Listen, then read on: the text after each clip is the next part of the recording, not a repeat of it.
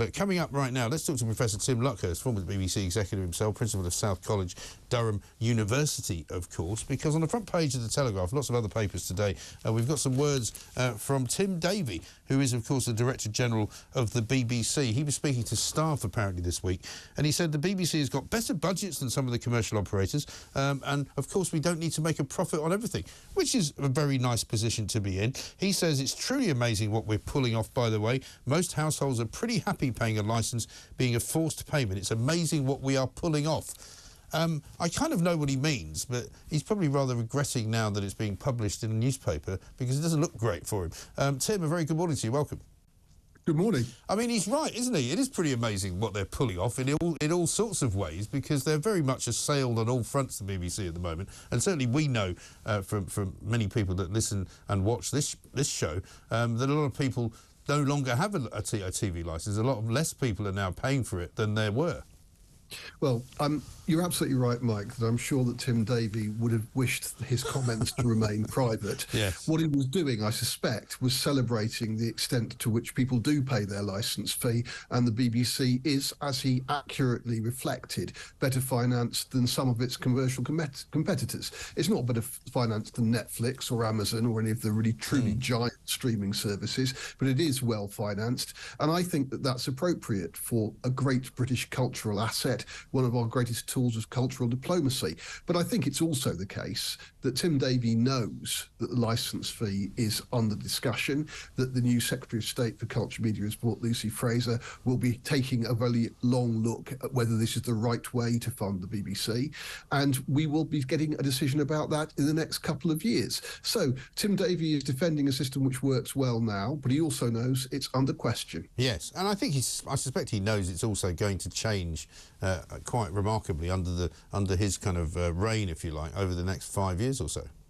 Well, I mean, of course, Tim Davie does himself have a background in Conservative politics, so he knows what Conservative thinking is likely to be on this subject. And I think Conservative thinking is really quite sensible. It's quite clear that most people in the Conservative Parliamentary Party think the BBC is a good thing, that it should continue to exist. But I think that there are very legitimate questions about how big it needs to be.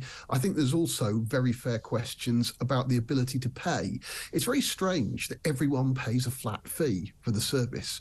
I think it should be linked to the ability to pay. I think we should have a proper debate about what the BBC should do, needs to do, and does brilliantly, and what it doesn't need to do. And that's perhaps a debate that the Conservative government will lead. And as time goes on, we all know that, you know, the whole idea of linear television, i.e. TV that people watch when something is on, is kind of in decline. I know their numbers are still huge, and you know, ITV would say the same thing, but fewer people now watch things when they have to, rather now they watch them when they want to. Well, that's absolutely true, but of course the BBC provides TV that you can watch when you want to rather than when you have to as well. And there is a huge archive of very good programming on the BBC iPlayer, which of course we could all legitimately argue that as licence payers for many years we have funded. So we have a right to watch that stuff, and it's great stuff and stuff that can be accessed. But of course, yes, the market is changing. And if we want to have a BBC that's capable of providing the sort of news coverage that it offers, the original drama, like Gold, which is very good, I think, on at the moment, the original music, etc., then I think we need to have an agreement as a nation that will fund the BBC in some way, which allows it to survive as a great British institution, but which isn't unfair to people who can't afford to pay £159 a year, and which isn't unfair to people who make very limited use of it. So there has to be a discussion, and I think that there will be change, as you say. I hope at the end of that we'll have both a BBC which is thriving and doing things which it can do extremely well, and a commercial sector which is doing equally excellent work, because Britain's television, radio and filmmaking sector is something of which we can be enormously proud, and it's not just the BBC that makes great TV and great radio. No, sure. And I think a level playing field would be nice for some of us. You know, I mean, local radio in this country is very much dominated by the BBC when it comes to speech radio. I was involved in Talk 107 up in Edinburgh, which was a very difficult thing to get off the ground because of BBC Scotland. And, you know, as long as you've got people being paid a lot more money to work for the BBC, you're never going to be able to set up a local kind of speech station station which can do anything like what they do. And so it's an impossible kind of commercial prospect, really. And as he says, we don't have to make money doing things. And they seem to have merged, I think, in the last couple of weeks, BBC World and BBC News Channel, relatively without anybody, you know, losing the plot or falling off a cliff or being in a terrible position, you know. And you wonder why they had them in the first place. And I was listening the other day to PM, and they were looking at the Nicola Sturgeon sort of, you know, legacy and how important it was that she'd stayed there for 8 years and all that. And they had two journalists on it, one from The Guardian, one from The Independent. And you think, well, you could try a bit harder than that, surely, for heaven's sake. Well, the BBC uses journalists from newspapers because journalists from newspapers can express opinions, whereas their own staff can't. So Yes. the BBC has been doing that since I was a Today programme producer in the 1980s. Yeah, but The Guardian and The Independent and nobody else? Well, The Guardian's a left-of-centre title. I've heard people from The Spectator on the BBC recently. I've heard people from the Daily Mail on the BBC recently. I've heard people from the Telegraph on the BBC recently. And I think that's a good thing. You're right, Guardian and Independent together could be seen as representing one side of the ideological fence, not the other. And perhaps that was a mistake, but people do make mistakes. As a former head of news at BBC Scotland, though, Mike, I have to say BBC Radio Scotland is not as good as it used to be. And I agree. No, listen. I'm without wishing to in any way be given the opportunity to big you up. It was a lot better when you were running it. I mean, I agree with that.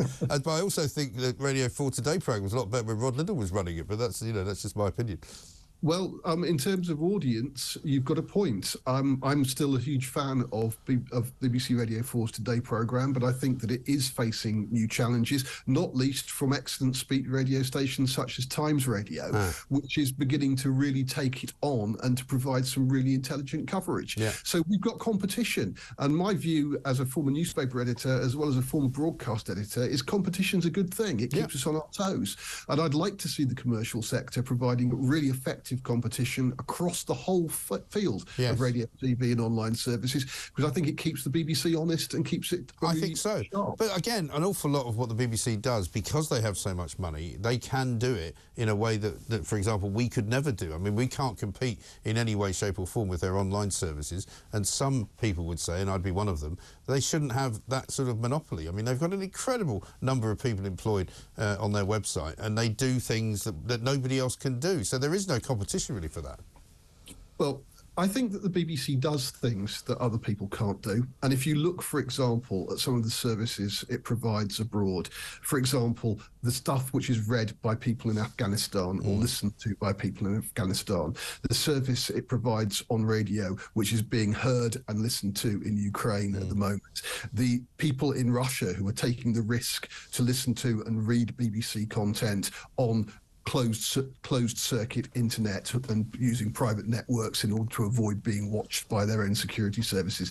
This kind of transmission, this kind of material makes Britain a world player and allows us to punch above our weight. Yeah. So I don't think we should knock that. No, I think the World Service is one of the best things they do, and I think you're right. But let's maybe concentrate on those and maybe strip away some of the other stuff.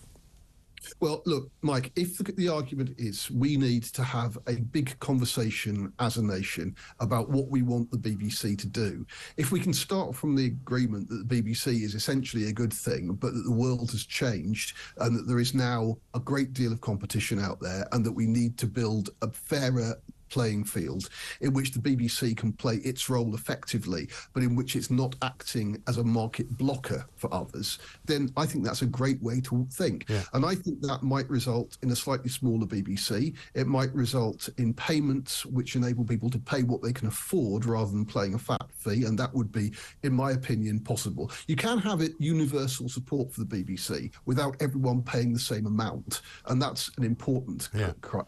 Yeah, I think you're absolutely right. Professor Tim Luckhurst, thank you very much indeed for spending some time with us. Former BBC executive himself, principal at South College at Durham University of...